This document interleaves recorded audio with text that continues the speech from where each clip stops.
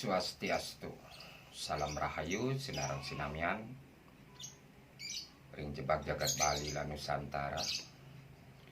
Taru pingi channel Bali kembali hadir membahas tentang apa itu cakra, bagaimana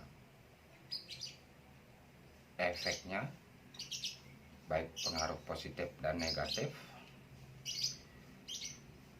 dan apakah bisa ditransfer lewat jarak jauh. Nah, itu loh pembahasan kali ini. Banyak sekali yang mempertanyakan hal tersebut. Saya akan berusaha untuk menjawabnya, semoga tercerahkan.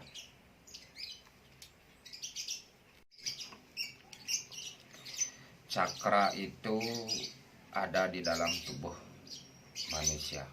Setiap manusia mempunyai dan memilikinya, di mana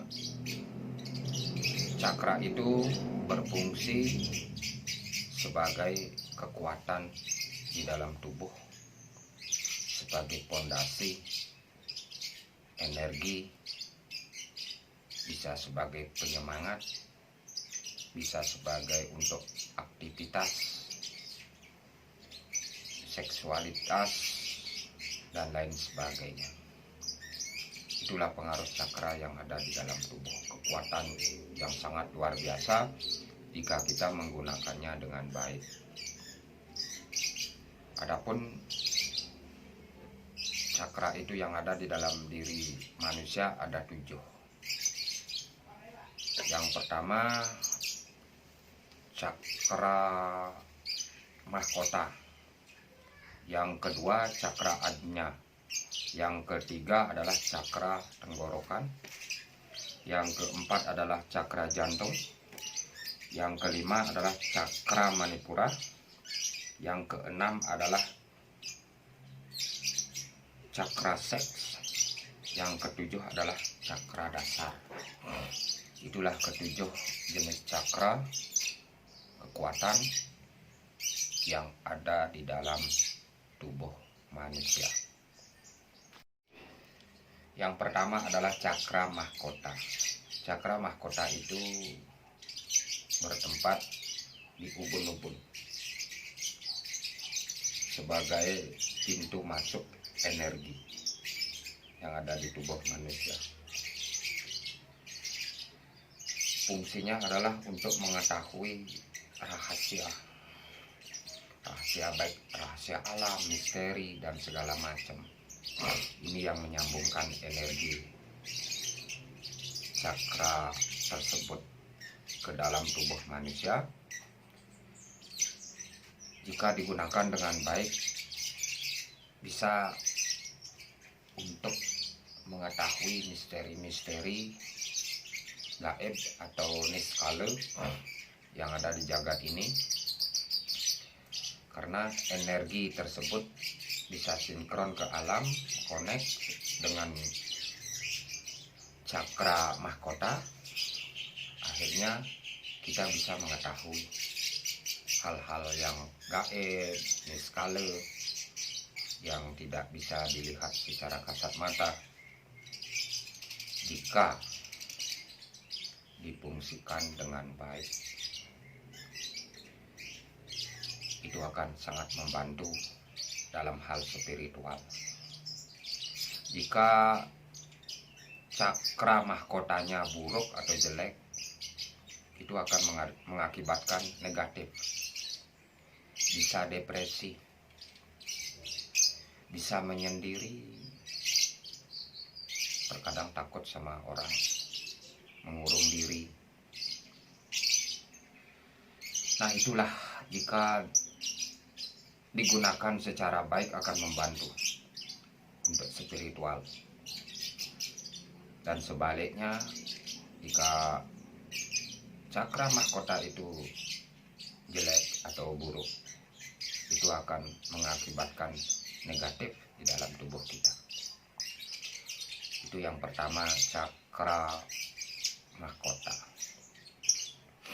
Yang kedua adalah cakra adnya. Cakra adnya berada di tengah-tengah ini, di dahi. Ini yang biasa disebut dengan mata ketiga, di mana fungsi mata ketiga ini untuk mentransfer energi melalui kedua bola mata ini. Di sini ditransfer untuk lebih cepat mendapatkan suatu informasi lewat kedua bola mata kita. Itulah pengaruh kekuatan yang ada di dalam tubuh melalui cakra adnya. Itu akan di dalam bersemedi, inilah yang berfungsi melihat, menarik hal-hal gaib. Jika digunakan melenceng, akan negatif juga hasilnya. Nah, itulah biasanya orang yang melaksanakan aji wageg atau hal-hal negatif untuk menyakiti seseorang itu, dia biasanya menggunakan cakra adnya, menarik muka seseorang yang dituju, ditaruh di depannya dia, dikeluarkanlah ilmu negatif di mana mau diserang. Di kepala, di perut, di kaki, semaunya dia. Dengan apa? Mentransfer energi negatif ke tubuh seseorang itu melalui bayangannya.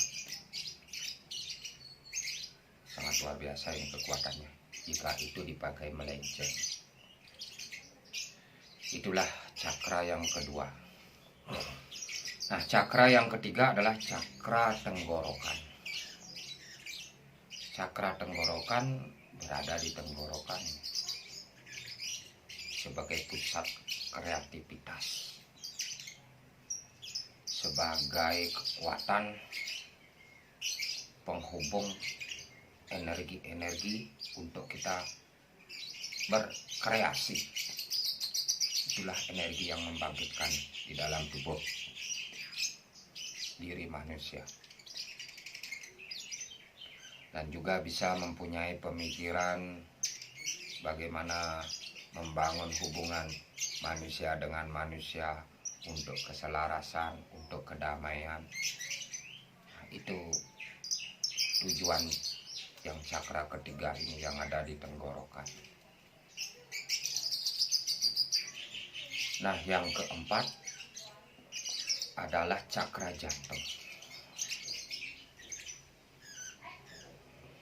Cakra jantung ini begitu penting. Kalau dalam bahasa Inggris, very important. Cakra jantung ini di dalam hal spiritual. Karena apa? Kalau kita ambil lambang jantung adalah lambang cinta kasih, welas asih, saling menyayangi. Disinilah ada energinya. Makanya manusia mempunyai rasa welas asih di dalam dirinya sendiri. Energi inilah melalui cakra jantung yang memompa sehingga menebar aura-aura positif. Jika cakra jantung seseorang jelek, berbanding terbalik dari hal positif. Bisa iri, hati dengki, dan segala macam. Tidak mempunyai rasa welas asih. Dari sinilah timbul. Kelihatan orang. Jika orang berbuat jahat, cakra jantungnya lah mengalami negatif atau cakra buruk di dalam jantungnya. Dari sinilah menimbulkan energi-energi negatif sehingga mempunyai pemikiran berbanding terbalik di jalan dharma, bisa bisa menyakiti, mencaci, mencemooh orang sehingga orang tersebut merasa tersakiti. Itulah efek negatifnya. Tapi kalau bisa juga dipakai secara baik, begitu luar biasa efek positifnya. Nah, setelah cakra jantung ada cakra manipura. Cakra manipura ini sebagai vitalitas di dalam kehidupan seseorang, ada di sekitar pinggang. Inilah yang membangun energi-energi positif di dalam tubuh seseorang, sehingga menimbulkan rasa nyaman, rasa damai, rasa tenang di dalam hati, sehingga menimbulkan percaya diri. Jika buruk juga, ya buruk hasilnya. Terkadang jika cakra ini jelek, dia bisa berbanding terbalik, gak akan percaya diri, merasa dirinya was-was, tidak nyaman, dan sebagainya. Nah, yang selanjutnya cakra seks. Cakra seks ini fungsinya untuk membangkitkan energi aktivitas seksualiti di dalam tubuh seseorang,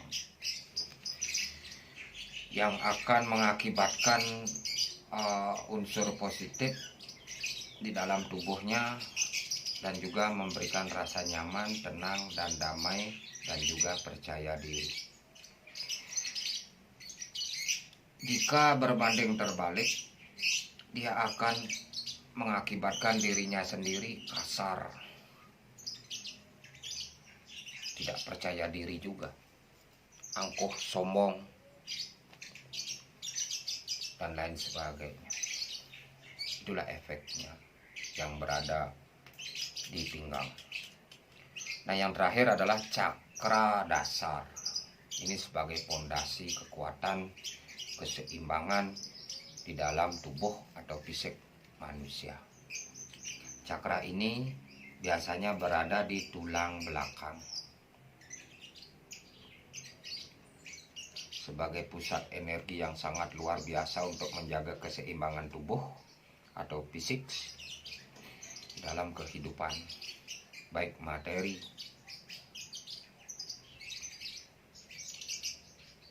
dan segala macam. Dari sini keluar kekuatannya. Dan jika sebaliknya cakra dasar tidak baik sebagai fondasi, dia tidak merasa nyaman, tenang, dan damai di dalam dirinya. Dia akan goyah, bingung, tidak percaya diri juga, dan lain sebagainya. Jika ketujuh cakra itu digunakan dengan baik, akan disatukan, akan memberikan energi yang sangat luar biasa yang ada di dalam tubuh. Itu biasa disebut dengan inner power, kekuatan yang ada di dalam tubuh manusia, sehingga menebarkan aura-aura positif, rasa kasih sayang, cinta, damai, dan segala macam, mempunyai rasa welas asih, kasihan kepada sesama, menjaga hubungan manusia yang satu dengan yang lain. Untuk apa tujuannya? Kedamaian di hati. Itulah fungsi dan efek negatif dari cakra tersebut.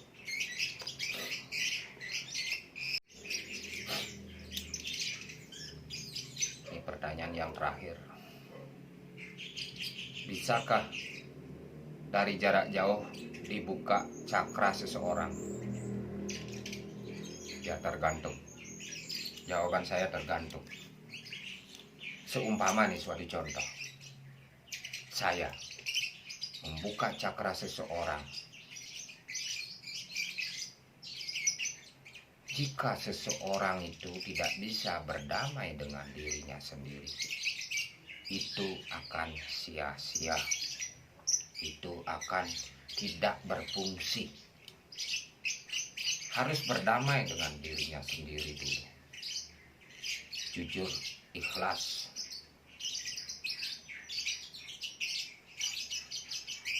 Bertingkah laku yang baik, berbicara yang baik, berpikir yang baik, mempunyai rasa-rasa yang belas asih, sayang kepada sesama, sayang dengan alam segala macam. Itu dulu pondasi. Jika sebaliknya, mereka yang tidak bisa berdamai dengan dirinya sendiri, itu hal mustahil, impossible, percuma, sia-sia. Itu loh efeknya. Maka dari itu, kuatkan dulu pondasi. Jalankan dharma kebaikan. Ini yang sangat sulit. Berpuasa, menahan hawa nafsu, menahan rasa dengki, mengendalikan semua itu yang ada, keburukan-keburukan yang ada di dalam diri sendiri. Ini terutama perut. Di dalam tubuh manusia itu, di perutlah sumber dari segalanya, emosi, jiwa, segala macam itu yang negatif. Jika ini tidak bisa dikendalikan, sia-sia. Emangnya seperti mentransfer pulsa jarak jauh. Maaf ini menurut pandangan saya pribadi. Dan juga apa? Keyakinan dan kepercayaan. Semua yang ada di jagat ini, semua ciptaan beliau yang berkehendak. Dan juga tidak sembarangan orang bisa dibuka cakranya jika seseorang yang dibuka itu tidak mempunyai pondasi yang kuat. Jika itu dilanggar, dipaksakan memasukkan atau membukakan cakra tersebut, itu ada efek sampingnya. Bisa bingung, uyang-uyangan di kepala nggak kuat menerima energi tersebut. Apalagi membaca aksara suci. Nah, saya kutip dari pendahulu saya memberikan wejangan. Jika kita tidak bisa berdamai di dalam diri kita sendiri, membersihkan secara jasmani dan rohani, membaca suatu lontar atau aksara suci, dening budohnya, nah itu garis bawahnya. Makanya kita siapkan diri kita dulu, damaikan diri kita, bisa berdamai dengan diri sendiri. Nanti secara otomatis cakra itu akan terbuka. Lewat apa? Permohonan kepada Ide Sang Yang Widiwasa, Tuhan Yang Maha Esa. Tidak bisa segampang itu membuka cakra. Impossible. Itu jawaban saya. Ya, maaf ini kalau menurut saya apa yang saya alami, yang saya ceritakan dengan sejujur-jujurnya. Karena apa? Saya mempunyai taksu. Tanpa belajar, semua cakra terbuka. Itu pun mengalami ujian-ujian dulu yang sangat berat. Terkadang di luar nalar pemikiran saya menjadi manusia dari ujian tersebut. Tidak segampang memutarbalikkan telapak tangan. Seperti kebanyakan dibuka cakra buka, memangnya seperti mengupas pisang. Dibuka atau dikupas sudah kelihatan isinya. Tidak. Itu pun proses. Menanam pisang dulu dari bibitnya sehingga dirawat sampai tumbuh besar, sampai berbuah. Sudah berbuah, menunggu lagi ada isinya di dalam buah tersebut sehingga berisi. Setelah berisi menunggu lagi sampai 2. Setelah 2 masak atau matang baru ditebas. Kalaupun belum matang ya harus ditebas, dibawa pulang. Bagaimana prosesnya lagi biar pisang itu matang? Nah, disekap, dibungkus. Paling 2 hari 3 hari sudah menguning. Setelah menguning atau masak, dibuka lagi, dikupas kulitnya untuk makan. Nah, setelah dikupas, bagaimana mengunyahnya? Kalau kita langsung masukin ke tenggorokan tanpa dikunyah, itu efek sampingnya akan di sini len-lenan. Harus dikunyah pelan. Setelah lembut baru dimasukkan ke dalam perut. Itulah suatu proses. Gak segampang begini memutar balikkan telapak tangan. Ujung-ujungnya apa? Uang. Ini yang sangat bertentangan sekali di dalam kehidupan ini. Terkadang iya saja, efek sampingnya tidak tahu. Kalau saya sendiri jelek dulu saya pelajari. Setelah tahu jelek, tahu proses jelek tersebut, baru kita punya pemikiran-pemikiran yang positif untuk mencari jalan yang baik. Nah, itulah wajangan kali ini. Kirang langkung titiang una sampure, titiang paban, titiang keribelek. Kirang langkung akeh sami sang pawingkan. Astungkare semoga memberikan wejangan-wejangan yang jujur, tulus, ikhlas, tanpa pamrih. Meluruskan apa yang melenceng. Itu tujuan saya di Tarupini Channel Bali. Semoga dari sekian pemaparan saya bisa diresapi untuk menambah wawasan, untuk memberikan solusi biar kita tidak sia-sia apa yang kita jalankan. Inggih wantasa punika kirang langkung nuna sampure sinap titiang antuk para mesanti. Om Santi Santi Santi.